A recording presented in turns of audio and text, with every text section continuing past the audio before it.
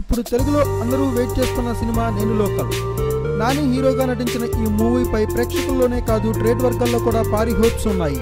పైగా దిల్ రాజు నిర్మాత కాబట్టి కథ విషయంలో 1కి 10 సార్లు సరిచూసుకుని మరీ తీసుంటారని, సో డౌట్ అక్కర్లేదని చెబుతున్నారు.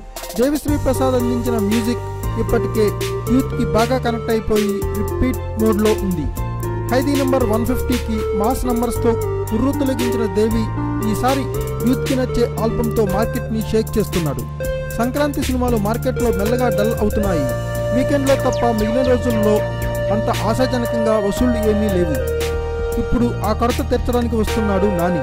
సినిమా చూపిస్తా మావాతో రాజ్ కిరణ్ లాంటి అప్కమింగ్ హీరోకి అదిరిపోయే సూపర్ హిట్ ఇచ్చిన దర్శకుడు త్రినాథరావు దీనికి డైరెక్టర్ కావడం కూడా అంచనాలు పెంచుతుంది. కానీ నాని ఫ్యాన్స్కి ఒక్క విషయం మాత్రం టెన్షన్ పెడుతుంది. అదే హీరోయిన్ కీర్తి సురేష్. నేను శైలజ లాంటి హిట్ మూవీతో టాలీవుడ్ తెరంగేట్రం గ్రాండ్గా స్టార్ట్ చేసిన కీర్తి సురేష్ ట్రాక్ రికార్డ్ ఆ తర్వాత మాత్రం అంత హోప్ఫుల్గా లేదు. తన చిరునవ్వుతోనే కట్టిపడేసే కీర్తి తెలుగులో ఆడియన్స్ని బాగానే బుట్టలో వేసుకుంది. కానీ తర్వాత వచ్చిన సినిమాలేవి ఆశించిన స్థాయిలో ఆడలేదు. ధనుష్ హీరోగా తమిళ్లో తొడరీగా, తెలుగులో రైల్గా ఏకకాలం విడుదలైన మూవీ పట్టుమని వారం కూడా ఆడకుండానే తిరుగుటపా కట్టేసింది. తర్వాత వచ్చిన శివ కార్తికేయన్ డబ్బింగ్ మూవీ రెమోలో కూడా తనే హీరోయిన్. తమిళ్లో బాగానే ఆడిన ఈ మూవీ తెలుగులో మాత్రం అట్టర్ ఫ్లాప్ అయింది. దిల్ రాజు లాంటి బడా నిర్మాత దీని వెనుక ఉన్న ఫలితం దక్కలేదు.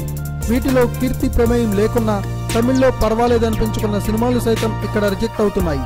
సో మళ్ళీ ఇప్పుడు కీర్తి నానితో వస్తుంది. మరి ఇప్పుడైనా ఈ సెంటిమెంట్ని బ్రేక్ చేస్తుందా అంటే 100% అంటున్నారు అభిమానులు.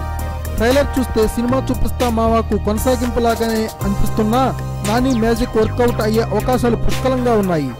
మోహన్ లాల్ డబ్బింగ్ సినిమా కనుపాప తప్ప పోటీలో ఏదీ లేకపోవడం మరో advantage. Thanks for watching. Please subscribe our channel.